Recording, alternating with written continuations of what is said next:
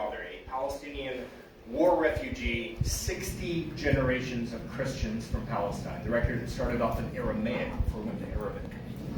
My mother is a 7th generation South Carolinian. Our ancestor is the only man that's buried on the South Carolina State House grounds. Revolutionary War hero. So, my family has been here before a while. Now, I'd like to talk about my policies. Today's generation must plant the seed so that tomorrow's generation may enjoy the shade. That was the beginning of the center of my campaign, creating a 100-year plan for South Carolina. And by having a plan of 100 years, we can see how the projects that we start reach fruition, how they're planned, how the money is collected, and how it's spent. And that's important also for education, because we need to see how the deeds that we do today will pay off a generation later, because we don't see how investing in education provides the results immediately. It takes time. So I want to talk about my uncle's dissertation piece that he did at USC to get his PhD. Dr. Jack Culler has had his dissertation used as a model to create a year-round school system that many school districts have adopted. I'd like to bring that for the entire state. You see, by having a year-round school, not extra days, because not all that time off in the summer, you're spreading the days out. You don't have to review after summer. You don't have to spend all that time reviewing what the kids have forgotten. You just go from subject to subject, grade to grade. And in the 100-year plan, we can get people to graduate after the 10th grade. After the 10th grade, we still have 11th and 12th grades. We're not going to let the kids go. They're not old enough. So we're going to offer them 2 paths.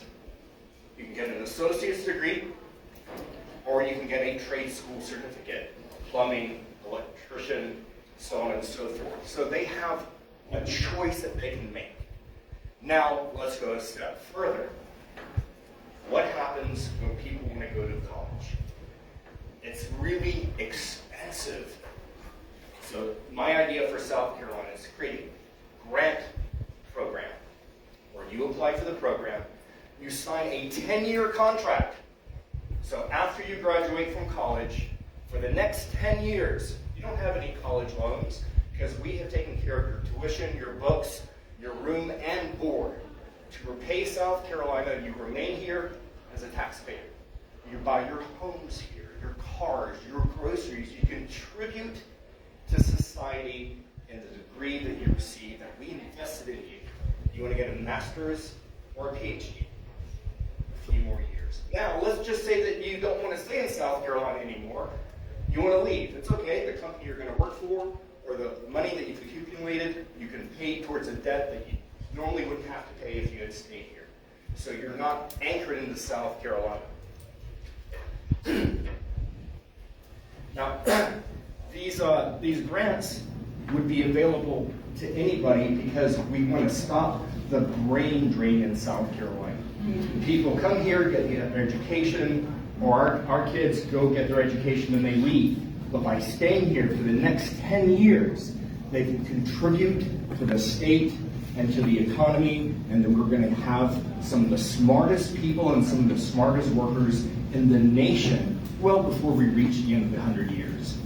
But it's important to put it on the timeline because people don't see the benefits right away. But on a 100-year timeline, we can show people how this will benefit all of us. My campaign is not about the left versus the right.